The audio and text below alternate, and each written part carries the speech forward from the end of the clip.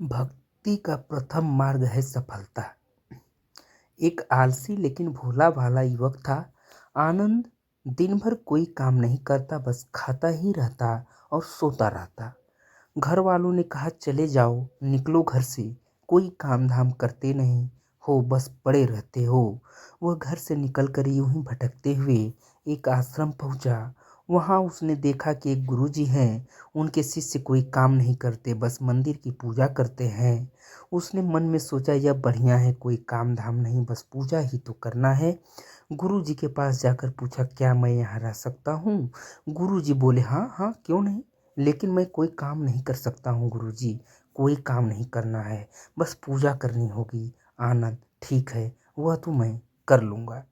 अब आनंद महाराज आश्रम में रहने लगे।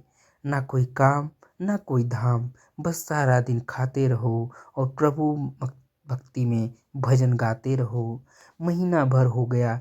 फिर एक दिन आई एकादशी। उसने रसोई में जाकर देखा, खाने की कोई तैयारी नहीं थी। उसने गुरुजी से पूछा, आज खाना नहीं बनेगा क्या? गुरुजी ने कहा, नहीं, आज तो एकादशी है, तुम्हारा भी उपवास है। उसने कहा, नहीं, अगर हमने उपवास कर लिया तो कल का दिन ही नहीं देख पाएंगे। हम नहीं कर सकते उपवास, हमें तो भूख लगती है, आपने पहले क्यों नहीं बताया? गुरुजी ने कहा, ठीक है, तुम ना करो उपवास, पर खाना भी तुम्हारे लिए कोई और नहीं बनाएगा, तुम खुद बना लो। मरता क्या न करता। गया रसोई में। गुरुजी फिर आए, देखो, अगर तुम खाना बना लो तो राम जी को भोग जरूर लगा लेना और नदी के उस पार जाकर बना लो रसोई। ठीक है। लकड़ी, आटा, तेल, घी, सब्जी लेकर आनंद महाराज चले गए। जैसा तैसा खाना भी बनाया, खाने लगा तो याद आई, गुरुजी ने कहा था कि राम जी को भोग लगाना है।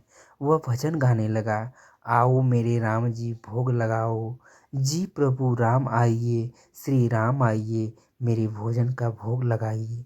कोई ना आया तो बेचैन हो गया कि यहाँ तो भूख लग रही है और राम जी आ ही नहीं रहे। भोला मानस जानता नहीं था कि प्रभु साक्षात तो आएंगे नहीं, पर गुरु जी की बात मानना जरूरी है। फिर उसने कहा, देखो प्रभु राम जी, मैं समझ गया कि आप क्यों नहीं आ रहे हैं। मैंने रूखा सूखा बनाया है और आपको तर माल खाने की आदत है, इसलिए नहीं आ रहे हो। आ रहे हैं तो सुनो प्रभु, आज वहाँ भी कुछ नहीं बना है, सबकी एकादशी है, खाना हो तो यह भोग ही खा लो। श्री राम अपने भक्त की सरलता पर बड़े मुस्कुराए और माता सीता के साथ प्रकट हो गए। भक्त असमंजस में, गुरु जी ने तो कहा था कि राम जी आएंगे, पर यहाँ तो माता सीता भी आई हैं और मैंने तो भोजन बस 2 लोगों का बनाया है। चलो कोई बात नहीं, आज इन्हें ही खिला देते हैं। बोला, प्रभु मैं भूखा रह गया, लेकिन मुझे आप दोनों को देखकर बड़ा अच्छा लग रहा है। लेकिन अगली एकादशी पर ऐसा न करना, पहले बता देना कि कितने जन आ रहे हो, और हाँ, थोड़ा जल्दी आ जाना। राम जी उसकी बात पर बड़े मुदित हुए, प्रसाद ग्रहण कर चले गए। अगली एकादशी तक यह भोला मानस सब भूल गया। उसे लगा प्रभु ऐसे ही आते होंगे और प्रसाद ग्रहण करते होंगे। फिर एकादशी आई। गुरुजी से कहा, मैं चला अपना खाना बनाने, पर गुरुजी, थोड़ा ज़्यादा अनाज लगेगा, वहाँ 2 लोग आते हैं। गुरुजी मुस्कुराए, भूख के मारे बावला है, ठीक है, ले जा और अनाज ले जा। अब की बार उसने 3 लोगों का खाना बनाया। फिर गुहार लगाई, प्रभु राम आइए, सीता राम आइए, मेरे भोजन का भोग लगाइए। प्रभु की महिमा भी निराली है। भक्त के साथ कौतुक करने में उन्हें भी बड़ा मजा आता है। इस बार वे अपने भाई लक्ष्मण, भरत, शत्रुघ्न और हनुमान जी को लेकर आ गए। भक्त को चक्कर आ गए, यह क्या हुआ, एक का भोजन बनाया तो 2 आए, आज 2 का खाना ज़्यादा बनाया तो पूरा खानदान आ गया, लगता है आज भी भूखा ही रहना पड़ेगा। सबको भोजन लगाया और बैठे बैठे देखता रहा। अनजाने ही उसकी भी एकादशी हो गई। फिर अगली एकादशी आने से पहले गुरु जी से कहा, गुरु जी, ये आपके प्रभु राम जी अकेले क्यों नहीं आते? हर बार कितने सारे लोग ले आते हैं, इस बार अनाज ज़्यादा देना। गुरुजी को लगा कहीं यह अनाज बेचता तो नहीं है, देखना पड़ेगा जाकर। भंडार में कहा, इसे जितना अनाज चाहिए दे दो और छुपकर उसे देखने चल पड़े। इस बार आनंद ने सोचा, खाना पहले नहीं बनाऊंगा, पता नहीं कितने लोग आ जाएं, पहले बुला लेता हूँ फिर बनाता हूँ। फिर टेर लगाई, प्रभु राम आइए, श्री राम आइए, मेरे भोजन का भोग लगाइए। सारा राम दरबार मौजूद, इस बार तो हनुमान जी भी साथ आए, लेकिन यह क्या प्रसाद तो तैयार ही नहीं है।